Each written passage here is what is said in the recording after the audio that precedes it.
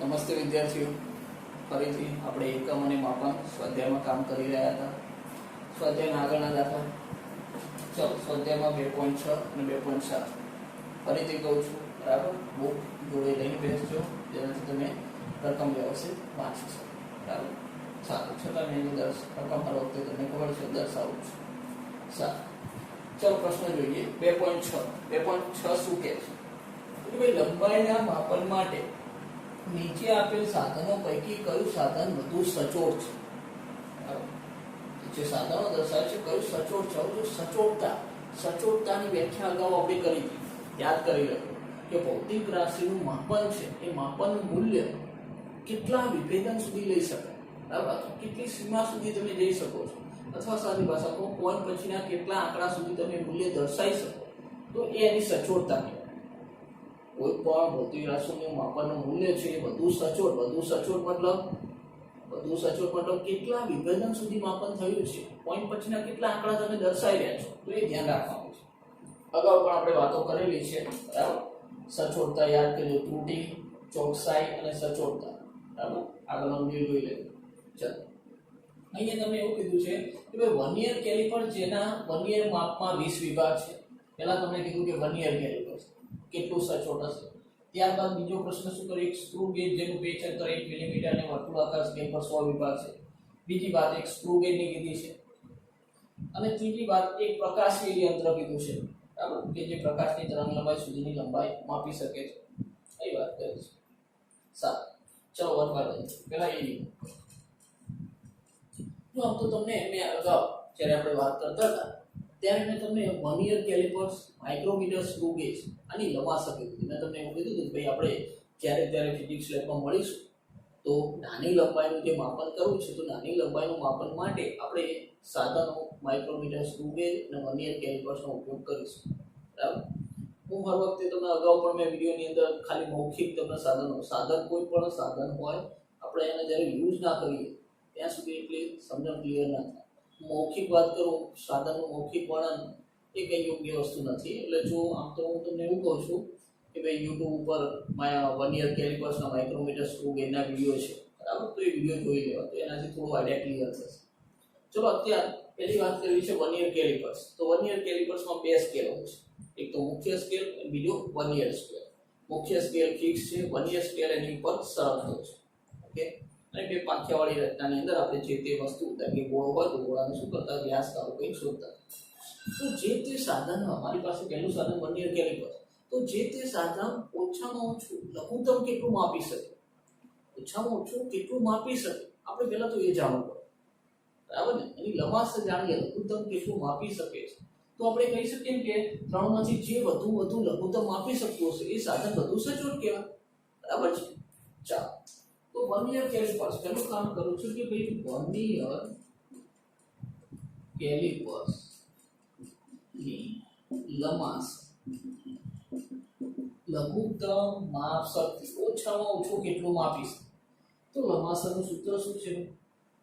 તો લંબાસરનું સૂત્ર કે ભાઈ વર્નિયરના મુખ્ય સ્કેલના પ્રથમ કાપાનું મૂલ્ય, સ્કેલનો પ્રથમ કાપો અક્રમિક કાપો કહી દો, મુખ્ય સ્કેલના પ્રથમ કાપાનું મૂલ્ય ભાગ્યા વર્નિયરના કુલ કાપા. મુખ્ય સ્કેલના પ્રથમ કાપાનું મૂલ્ય, પ્રથમ કાપો કેટલો છે, બરાબર? તો અહીંયા આપણને જે તમે વર્નિયર રાખો તો ખ્યાલ આવશે. અહીંયા કીધું છે વર્નિયર માપમાં 20 વિભાગ છે, એટલે વર્નિયરના કુલ કાપા કેટલા છે? 20. આવું વર્નિયર કીધું છે. હવે પ્રથમ કાપાનું માપ કેટલું? તો કે ભાઈ 1 મિલીમીટર, 1/20 મિલીમીટર, બરાબર? હવે મિલીમીટર છે પણ આપણે સેન્ટીમીટરમાં માપન કરવું છે, તો પછી અહીંયા જે મિલીમીટર છે એને સેન્ટીમીટરમાં ફેરવી દો, બરાબર? એક છે શું થઈ જશે? 0.1 સેન્ટીમીટર થઈ ગયું. આને મને લખવું હોય તો શું લખી શકું કે ભાઈ 1/200 સેન્ટીમીટર પર, બરાબર? 1 એટલે 0.1 થઈ ગયા, 1/100 નીચે ઉતારી. ઓકે છે, મિલીમીટરને સામે ફેરવ્યા સેન્ટીમીટર. તમને યાદ જ છે કે ભાઈ 10 મિલીમીટર બરાબર 1 સેન્ટીમીટર થાય. 10 મિલીમીટર બરાબર 1 સેન્ટીમીટર, તો 20 મિલીમીટર બરાબર કેટલા સેન્ટીમીટર? ખ્યાલ છે સારું ચાલો એટલે અહીંયા આપણે શું થશે તો 0.001 સેન્ટીમીટર થયા સો આ પાછળ 1 છે ને એટલે 5 થશે ને 1 હાફ છે 0.5 થઈ જશે પછી તો 0.005 સેન્ટીમીટર આ શું છે વર્નિયર કેલિપર્સની લંબાઈ હવે આ લંબાઈ વર્નિયરની આવી હવે બીજી માઇક્રોમીટર સ્ક્રૂ ગેજની લંબાઈ જોઈ પછી પ્રકાશી યંત્ર જોઈ ત્રણમાંથી જેની લંબાઈ ઓછી એ સાધન કેવું કહેવાય વધુ સચોટ કહેવાય ચલો હાલ પૂરતો આ દાખલા ભૂલી બરાબર એને પછી વાત કરીએ ચલો પહેલો મુદ્દો એ ત્યારબાદ બી શું છે તો માઇક્રોમીટર સ્ક્રૂ ગેજ તો માઇક્રોમીટર સ્ક્રૂ ગેજની લંબાઈ કોઈ પણ સાધન હોય તો સાધનની લઘુત્તમ માપ શક્તિ તો હોય એટલે કે તમારી પાસે એક ફૂટપટ્ટી છે તો ફૂટપટ્ટી ઓછામાં ઓછું કેટલું માપી શકે તો 0.1 સેન્ટીમીટર પહેલો કાપો હોય 0 થી શરૂ થતો પછી એની પછીનો પહેલો કાપો એટલો 0.1 સેન્ટીમીટર તો દરેક વસ્તુ વર્નિયર કેલિપર્સ તો બધું આટલા નીચું લંબાઈ છે અને આટલું માપી શકે છે ઓછામાં ઓછું માઇક્રોમીટર સ્ક્રૂ ગેજની લંબાઈ તો એનું સૂત્ર છે પેચ અંતર ભાગ્યા વર્તુળાકાર સ્કેલના કુલ વિભાગો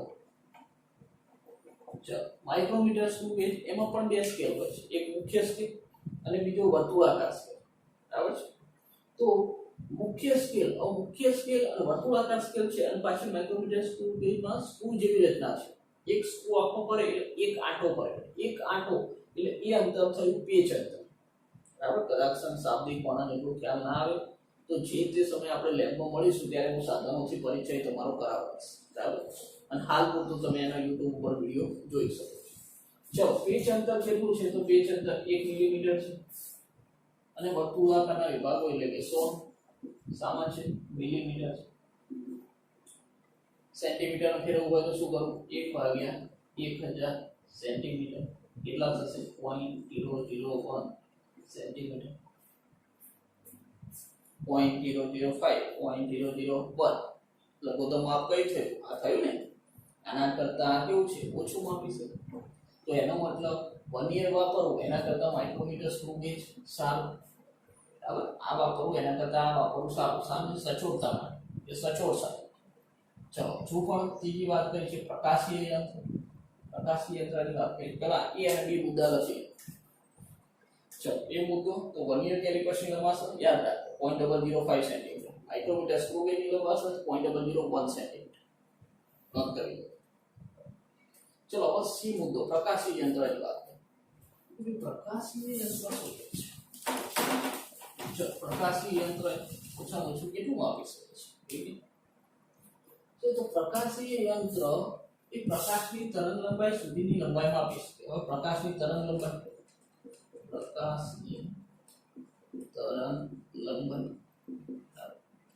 તો દ્રશ્ય પ્રકાશની તરંગ લંબાઈ તમને ખબર છે કે 4000 એંગસ્ટ્રોમ થી 7000 એંગસ્ટ્રોમ બરાબર નાના ધોરણમાં લગભગ માનું છું કઈ ચેપ્ટર મને યાદ નથી પણ 10મા ધોરણમાં તમે દ્રશ્ય પ્રકાશની તરંગ લંબાઈ 4000 થી 7000 એંગસ્ટ્રોમ ચલો એંગસ્ટ્રોમ એટલે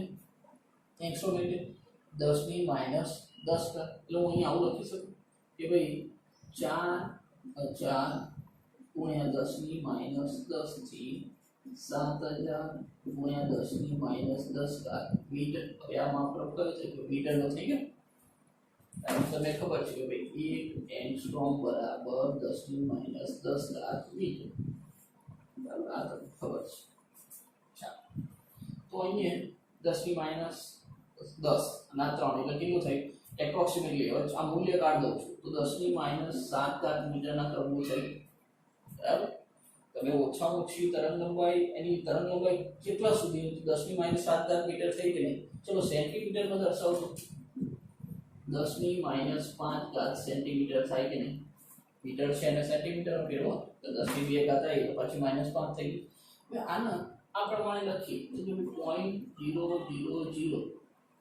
અને 0.1 સેન્ટીમીટર થઈ ગયું પાછું 0.000 1 સેન્ટીમીટર બરાબર 1 ભાગ્યા કેટલા છે આપણી પાસે ચલો તો હવે આ મૂલ્ય જુઓ બરાબર પ્રકાશની તરંગલંબાઈ સુધીનું માપી શકે આટલું ઓછામાં ઓછું માપી શકે અને આ મૂલ્ય વર્નિયર માટે કેટલું હતું વર્નિયર આપણે હાલ સ્તર કરી વર્નિયર માટે 0.005 સેન્ટીમીટર હજુ વર્નિયર આટલું માપે માઇક્રોમીટર સ્ક્રૂ ગેજ આટલું માપે અને આ 0.00001 તો પોઈન્ટ પછી જેટલા આંકડા વધુ એટલું માપન કેવું કહેવાય વધુ સચોટ કહેવાય તો સચોટતા આ ત્રણમાંથી સચોટતા કોની છે તો માઇક્રોમીટર સ્ક્રૂ ગેજ કરતા વર્નિયર કેલિપર્સ કરતા માઇક્રોમીટર સ્ક્રૂ ગેજ સચોટતા માપવા માટે અને એના કરતા પ્રકાશી યંત્રથી આટલું ઓછું તમે માપી શકશો બરાબર જે સાધનથી જેટલું નાનું મૂલ્ય માપી શકાય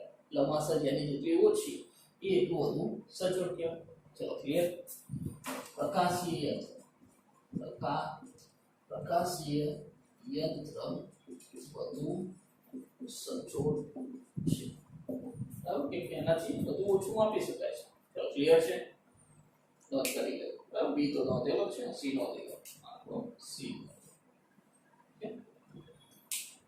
ચલો સમજી ગયા છો આગળ થઈ ગયું છે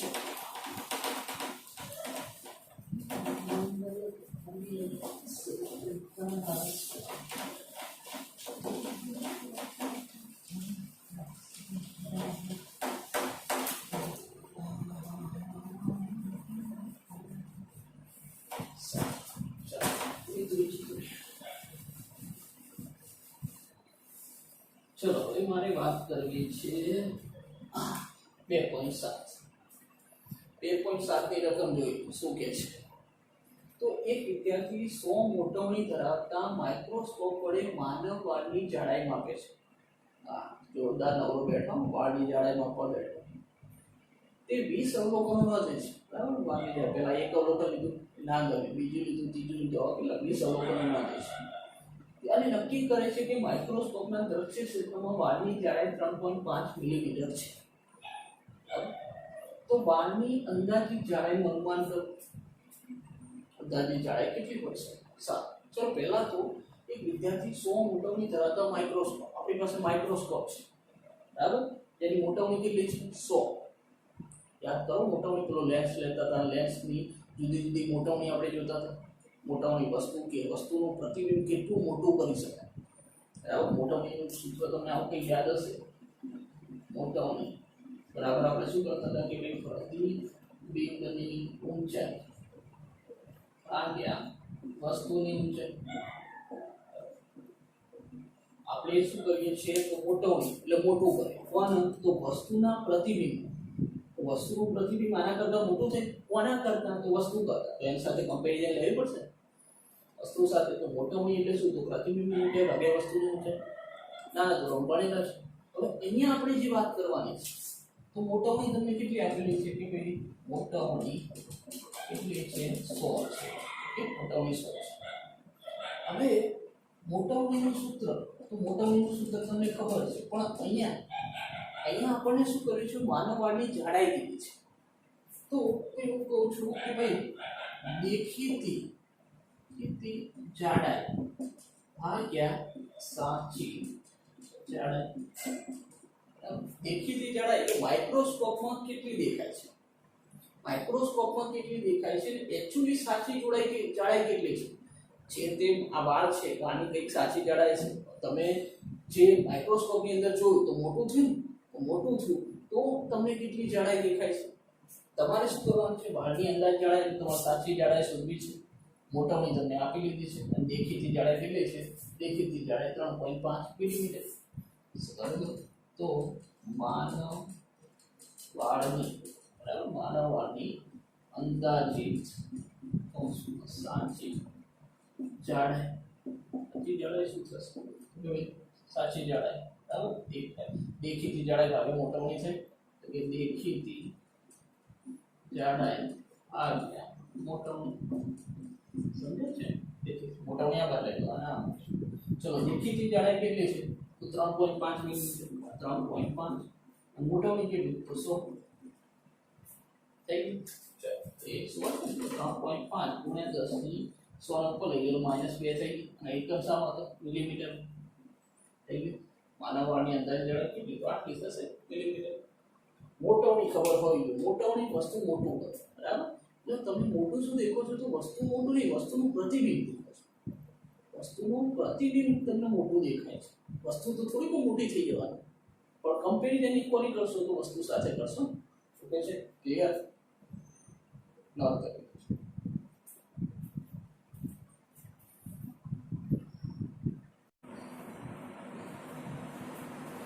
સ્વાધ્યાયની અંદર 2.8 અને 2.9 રકમ લખેલી છે બરાબર બુક ના હોય તો પહેલા નોંધ કરી લો અને બુક લઈને બેસો તો સારી વાત છે સારું ચલો દાખલો નંબર 8 નો શું કહી રહ્યો છે જોઈએ નીચેના પ્રશ્નોના જવાબ આપો કયા પ્રશ્નો છે તો અહીં A B C ત્રણ પ્રશ્નો આપેલા છે ચલો વન બાય વન જોઈએ પહેલા એની વાત કરીએ તમને એક દોરી અને મીટર પટ્ટી આપે છે તમને દોરી અને મીટર પટ્ટી આપેલ છે તમે દોરીની જાડાઈ કેવી રીતે નક્કી કરશો આ શું કીધું છે કે તમને દોરી આપી બરાબર સમજી લો કે આ મારી પાસે એક દોરીનો ટુકડો છે દેખાય છે મને નહીં દેખાય ચલો એક દોરી આપી છે અને શું કીધું છે મીટર પટ્ટી આપી એક મને મીટર પટ્ટી આપણે એક કામ કરો એવું વિચારી લો કે પેલું સેન્ટીમીટર ફૂટ પટ્ટી છે તમારી પાસે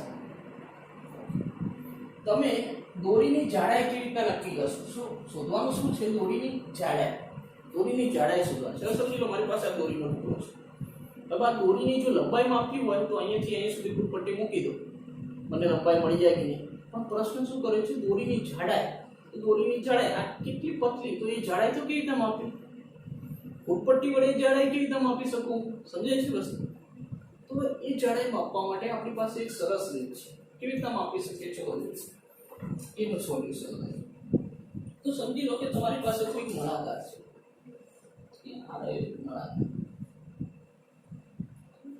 હવે શું કરવાનું તો આ નળાકાર ઉપર આપણે દોરી વીંટાળવી એવું વિચારો મારી પાસે આ નળાકાર રચના થઈ ગઈ દોરી અહીંયાથી શું કરવું આમાં આટા ફેરવી અને વીંટાળીને આટલા સુધી લાવી તો એવું વિચારી લો કે ભાઈ શું કર્યું આપણે તો આપણે આ દોરી વીંટાળી ચાલો બહુ નજીક ગોઠવેલા છે આટા જગ્યા નહીં રાખી પાસે ધ્યાન રાખજો તો શું કર્યું આપણે એ દોરી લીધી દોરીને અહીંયાથી માંડીને મામા આટા ફેરવી અહીંયા સુધી વીંટાળી હવે શું કરી શકું તો જો આ જેટલા પણ આટા વીંટાળે છે આટલી આ દોરીની લંબાઈ માપી શકું કે નહીં માપી શકાય બરાબર હવે જે આ દોરીના આંટા છે સમજી લો કે મારી પાસે દોરીના કેટલા આંટા છે તો દોરીના આંટા n છે અને દરેક વખતે તમને કોઈ મૂલ્ય મળશે પણ હાલ આપણે વ્યાપક સૂત્ર બનાવી દઈએ બરાબર પછી તમે અંદર ગમે તે સંખ્યા મૂકો આ દોરીની લંબાઈ આવે તમે મીટર પટ્ટી છે તો લંબાઈ તો મળી જવાની છે જેટલી મળે એટલી આંટા તો આંટા તમે ગણી લેવાના કે ભાઈ કેટલા આંટા છે 15 થયા 20 થયા પછી થયા બરાબર તો આ બધી વસ્તુ તમને મળશે પણ હાલ સંખ્યા સ્વરૂપે રાખજો ચલો હું તમને એમ કહું કે આ દોરીની ટોટલ લંબાઈ બરાબર આ દોરીના આંટા હવે મારે તો ફક્ત આ એક આંટાની લંબાઈ મેળવવી હોય એક આંટા તો હું એવું કહી શકું કે ભાઈ દરેક આંટો અથવા તો એક આંટાની લંબાઈ દરેક આંટા અથવા એક આંટાની લંબાઈ અથવા તો એવું કહું કે ભાઈ દોરીની અથવા તો કે ભાઈ દોરીની જાડાઈ આ બધી વાત એકની સમજાય છે જો દરેક આંટો કહો અથવા તો એક આંટો દરેક આંટો કોઈ એક આંટો હોય આંટાની લંબાઈ આ આંટાની લંબાઈ આટલી ભાઈ આની કહું ગમે તેની કહું એ આંટાની લંબાઈ કહું કે દોરીની આંટાની લંબાઈ એટલે દોરીની જાડાઈ જ થઈ આંટાની આટલી લંબાઈ એટલે દોરીની શું છે એ જાડાઈ થઈ કે ના થઈ વિચારી લો બરાબર મગજ તો અહીંયા મારે એક આંટાની વાત કરવી હોય તો l ભાગ્યા n કરી દઉં એ વસ્તુ સમજો બેન કીધું અહીંયાથી દોરી વીંટાળી આંટા ઘણા બધા કરે સમજી લો કે મારે 10 આંટા છે બરાબર આટલી લંબાઈ તો આ લંબાઈમાં આપી બરાબર આ લંબાઈમાં આપી અને આંટા 10 વડે ભાગી દો તો 10 વડે ભાગી દો તો એક આંટાની લંબાઈ મળી ગઈ કે નહીં 10 આંટા છે આટલી ટોટલ લંબાઈ આ લંબાઈને 10 વડે ભાગી દો તો એક આંટાની લંબાઈ એટલે દોરીની જાડાઈ થઈ કે નહીં આ એક કોઈ પણ એક આંટાની લંબાઈ એટલે શું દર્શાવે દોરીની જાડાઈ દર્શાવે તો દોરીની જાડાઈ મેળવીએ તો l ભાગ્યા n કર દો તમને દરેક વખતે આ લંબાઈ તો મળી જશે ફૂટપટ્ટી લઈને માપી લેવાના અને આંટા જેટલા આંટા એ ગણી લો 15 20 25 100 ભાગ્યો એક આંટાની લંબાઈ અથવા દોરીની જાડાઈ ચલો ખ્યાલ આવ્યો બરાબર કેવી રીતના મેળવીશું ચલો બી શું કહે છે જો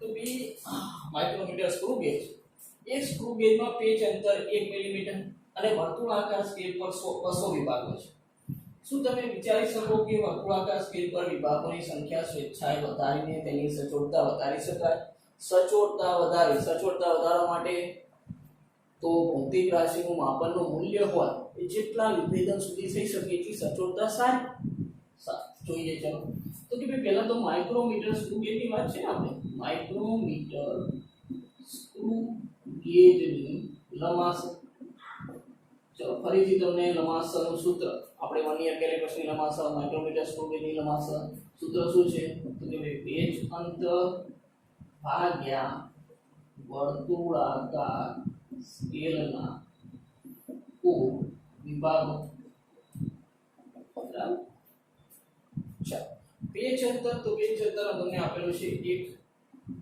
અને કુલ વિભાગ કેટલા તો 200 સામા છે મિલીમીટર તો કેટલા થશે 0.005 મિલીમીટર બરાબર સારું તો અહીંયા શું કીધું છે શું તમે વિચારી શકો કે વર્તુળાકાર સ્કેલ પર વિભાગોની સંખ્યા વધારો વિભાગો કેટલા છે 200 આની સંખ્યા વધારો એટલે 200 300 કરો 500 કરો 1000 કરો સંખ્યા સ્વેચ્છાએ વધારીને તેની સચોટતા વધારી શકાય હવે સાંભળો જો આ વર્તુળાકાર સ્કેલના વિભાગોની સંખ્યા વધારો એટલે છેદની સંખ્યા વધારો છે આ વધારો તો લંબાઈ શું થાય ઘટે કે નહીં આ માઇક્રોમીટર સ્ક્રૂ ગેજની લંબાઈ તો આ છેદમાં છે પણ આને વધારશું તો આ શું થશે ઘટશે વ્યસ્ત પ્રમાણમાં છે ને આ વધશે તો આ ઘટશે તો લંબાઈ જેટલું ઘટે જેટલી ઓછી થાય લંબાઈ જેટલી ઓછી થાય એટલું સાધન વધુ સચોટ માપન કરે છે એવું જ કહેવાય ને તો શું થાય કે ભાઈ વર્તુળાકાર સ્કેલના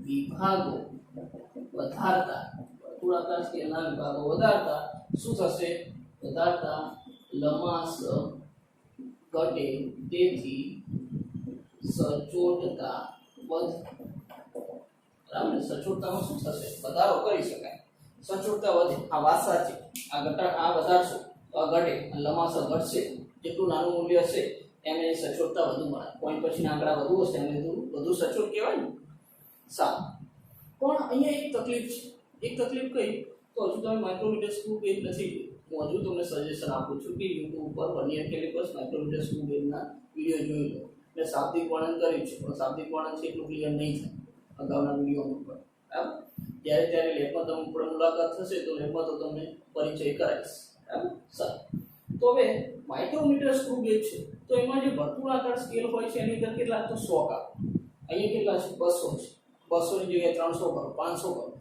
હવે વર્તુળાકાર સ્કેલ પર તમે કાપા વધારો એટલે કાપા શું કરવું પડે તમારે નજીક ગોઠવા પડે કાપા વધારો છો તો કાપાને કેવા નજીક ગોઠવા પડશે કાપા બહુ નજીક ગોઠવાયેલા હોય તો પછી આપણા હાથના વિભેદન મર્યાદાની બહાર જતા રહે ચલો અહીંયા ધારો કે મારે કંઈક વસ્તુ ગણવું છે મેં કાપા નોંધ્યા છે પણ કાપા બહુ નજીક છે હવે મારે કાપાને ગણવા છે તો કેવી તકલીફ પડવાની આ કાપા છૂટા હશે તો હું આસાનીથી ગણી શકીશ બહુ નજીક ગોઠવા હશે તો પછી મારી આંખની વિભેદન મર્યાદાની બહાર જતા રહેશે બરાબર એટલે તમે આ વધારી શકો પણ આ વધારશો તો તમે પછી જે તે માપનનું રીડિંગ લેશો મૂલ્ય લેશો એમાં ત્રુટિ હોવાની સંભાવના કેમ કે પેલા કાપા બહુ નજીક હશે તો દેખવામાં તકલીફ પડશે તો ત્રુટિ આવવાની શક્યતા વધી ચાલો વાત સમજ્યા છો વાત સાચી બરાબર આ વધારશો તો આ મૂલ્ય ઘટશે સચોટતા વધશે પણ સાથે ત્રુટિ આવવાની શક્યતા વધી જશે સારું ચલો સી શું કહે છે તો પાતળા ત્રાસના સળિયાનો વ્યાસ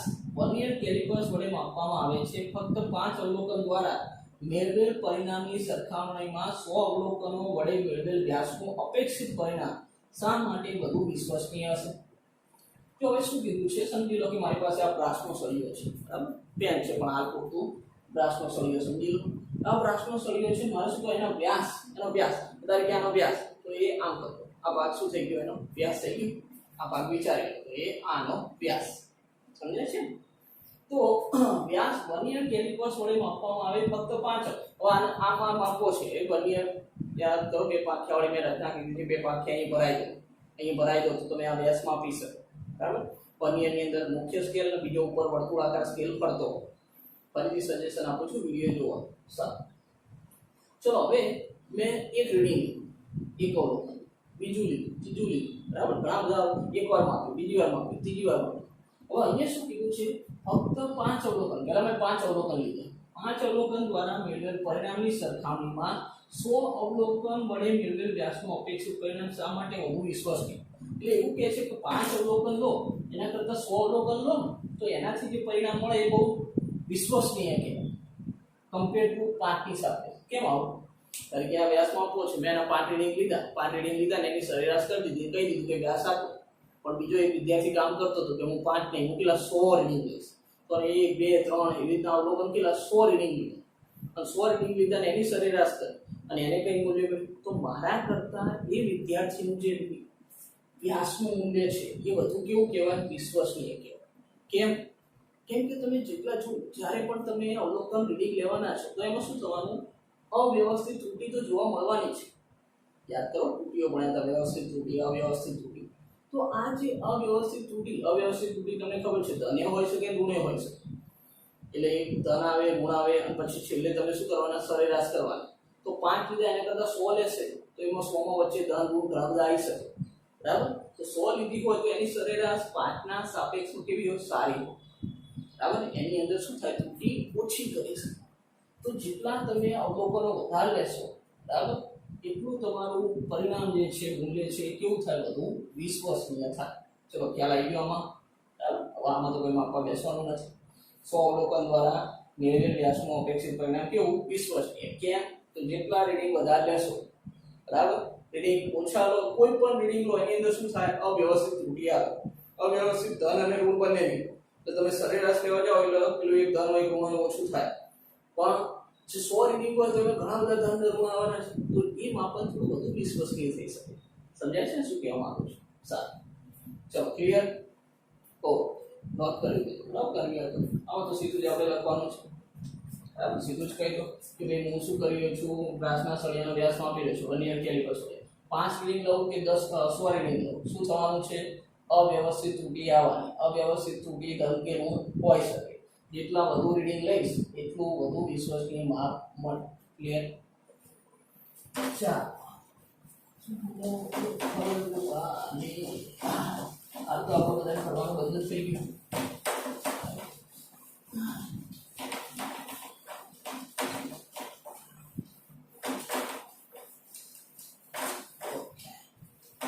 ચલો હવે આગળના દાખલાની રકમ જુઓ. અહીંયા શું વાત કરી છે? રકમ બુકમાં છે તમારે. એક મકાનનો ફોટોગ્રાફ 35 મિલીમીટરની સ્લાઇડ પર 1.75 સેન્ટીમીટર સ્ક્વેર ક્ષેત્રફળને આવરી લે છે. આ સ્લાઇડને એક પડદા પર પ્રોજેક્ટ કરતા પડદા પર મકાનનું ક્ષેત્રફળ 1.55 મીટર સ્ક્વેર મળે છે. તો પ્રોજેક્ટર અને પડદાની ગોઠવણીની રેખીય મોટવણી શું હશે? મોટવણી આવી. સારું, શું કરી રહ્યા છે પહેલા વિચારો. તો તમે પેલું સ્લાઇડ પ્રોજેક્ટર જોયું છે? હા, તો તમે પેલા વિડિયો પ્રોજેક્ટર તો જોયા છે કે પ્રોજેક્ટર અહીં ભરાઈ દે તો આ પડદા ઉપર તમે શું કરો? આખું પિક્ચર જુઓ, બરાબર. પિક્ચર જોવાની તો મજા આવે. હવે પિક્ચરની વાત નહીં કરતો, પણ મારી જોડે જે પ્રોજેક્ટર છે કેવું છે? Slide projector. યાદ કરો કે આપણે સ્લાઇડો બનાવતા હતા, પેરામિશિયનની, અમીબાની આ બધી સ્લાઇડો બનાવતા હતા. એ પડદા ઉપર જોતા હતા. નાના ધોરણમાં આવું કામ કર્યું હોય કે આ પ્રોજેક્ટર હોય, અહીંયા સ્લાઇડ બનાવી, બરાબર. અમીબાની સામે અહીં પડદા ઉપર શું? અમીબા મોટો દેખાય. આવું ક્યાંક નાના ધોરણમાં કરેલું હોય. તો અહીંયા આ જે સ્લાઇડ છે 35 મિલીમીટરની, આ સ્લાઇડ છે એ સ્લાઇડ પર 1.75 સેન્ટીમીટર સ્ક્વેર ક્ષેત્રફળને આવરી જાય છે, બરાબર. ફોટોગ્રાફ એક મકાનનો ફોટોગ્રાફ છે. આ સ્લાઇડની અંદર મકાનનો ફોટોગ્રાફ એ અને આ પડદા ઉપર એ મકાનનો ફોટોગ્રાફ મોટો દેખાય. સ્લાઇડની અંદર કેટલો છે? 1.75 સેન્ટીમીટર સ્ક્વેર. ઓકે. અને પડદા ઉપર કેટલો? તો 1.55 મીટર સ્ક્વેર એ ફોટોગ્રાફ દેખાય. પડદા ઉપર મોટો થઈ ગયો છે. તો પ્રોજેક્ટર અને પડદાની ગોઠવણીની રેખીય મોટવણી શું હશે? ચાલો હવે અહીંયા વાત કરું છું ક્ષેત્રીય મોટવણી. ચલો, ક્ષેત્રીય મોટવણી આવો શબ્દ કેમ વાપર્યો? તો મોટવણી કહું, પણ ક્ષેત્રીય મોટવણી માટે કહું છું કેમ કે ક્ષેત્રફળ છે સેન્ટીમીટર સ્ક્વેર, મીટર સ્ક્વેર શું છે ક્ષેત્રફળ છે માટે ક્ષેત્રીય મોટવણી કહું છું તો કે ભાઈ પ્રતિબિંબનું ક્ષેત્રફળ ભાગ્યા વસ્તુનું ક્ષેત્રફળ બરાબર પેલા મોટવણીનું સૂત્ર યાદ કરો મોટવણી બરાબર પ્રતિબિંબની ઊંચાઈ ભાગ્યા વસ્તુની ઊંચાઈ તો એક ક્ષેત્રફળ છે તો ક્ષેત્રીય મોટવણી કીધી પ્રતિબિંબનું ક્ષેત્રફળ ભાગ્યા વસ્તુનું ક્ષેત્રફળ ઓકે ચાલો હવે અહીંયા પ્રતિબિંબ પડદા ઉપર પડે તો પડદા ઉપર પ્રતિબિંબ ક્ષેત્રફળ કેટલું છે મકાનનું ક્ષેત્રફળ 1.55 મીટર છે બરાબર અને વસ્તુનું ક્ષેત્રફળ કેટલું 1.75 સેન્ટીમીટર છે ચલો એ લખી કે ભાઈ અહીંયા મકાનનું બરાબર જે તે વસ્તુનું એટલે મકાનનું ક્ષેત્રફળ પડદા બરાબર પડદા પર મકાનનું ક્ષેત્રફળ કેટલું આપ્યું છે 1.55 મીટર સ્ક્વેર આપણું શું કહેવાય તો આપણે જે તે વસ્તુનું ક્ષેત્રફળ ચલો આ સોરી પ્રતિબિંબ થશે ને પ્રતિબિંબ ક્ષેત્ર ઓકે પડદા પર ચિલાય પડદા ઉપર તો તમે શું આ સ્લાઇડ ની અંદર જે ફોટોગ્રાફ એનું પ્રતિબિંબ લીધું ને આ ફોટોગ્રાફ સ્લાઇડ ની અંદર એનું પ્રતિબિંબ તો પડદા પર મકાનનું ક્ષેત્રફળ એટલે શું હોય તો પ્રતિબિંબનું ક્ષેત્રફળ આટલું છે અને સ્લાઇડ બરાબર તો સ્લાઇડ ની અંદર જે ફોટોગ્રાફ છે સ્લાઇડમાં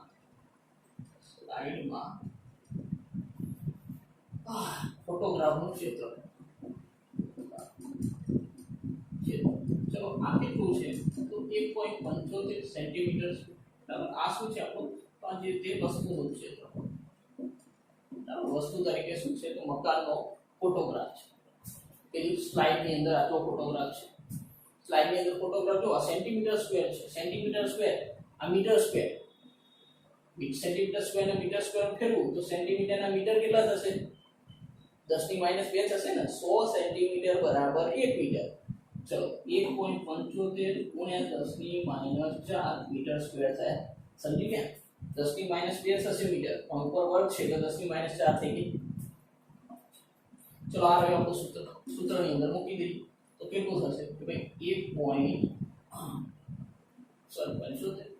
1.55 છે પ્રતિબિંબ 1.55 અને ભાગ્યા છે તો કેટલું આવ્યું 1.75 ગુણ્યા 10 ની -4 આપણે કહીએ તો ક્ષેત્રીય મોટવણી બરાબર ક્ષેત્રફળ વાળી ચલો ગણતરી કરીએ એટલે એક તો કામ પહેલા 10 ની -4 ઉપર લઈ જો એટલે 10 ની 4 ઘાત થઈ ગઈ ઓકે ગણતરી કરો બરાબર કેટલું થાય છે મને ખબર નથી લગભગ 0.88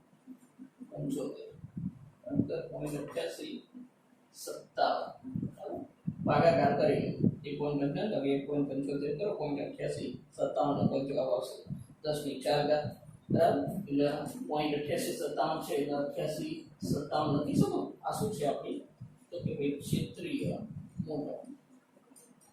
ક્ષેત્રીય મોટવણી મને આટલી મળી મોટવણીનો કોઈ એકમ ના બરાબર કેમ કે ક્ષેત્રફળ ઉપર નીચે શું થાય ઉડી જાય ક્ષેત્રીય મોટવણી આટલી મળી હવે મને તો શું કીધું છે પ્રોજેક્ટર અને પડદાની ગોઠવણીની રેખીય મોટવણી ક્ષેત્રીય મોટવણી નહીં કીધી મને રેખીય મોટવણી શોધવાનું કીધી છે બરાબર તો રેખીય મોટવણી આ તો આપણે ક્ષેત્રીય મોટવણી ક્ષેત્રફળ હતું તો ક્ષેત્રીય મોટવણી શોધી બરાબર ક્ષેત્રફળ હતું એટલે મેં ક્ષેત્રીય મોટવણી શોધી હવે મારે વાત કરી છે રેખીય મોટવણી કે ભાઈ રેખીય મોટવણી બરાબર વર્ગમૂળમાં ક્ષેત્રીય મોટવણી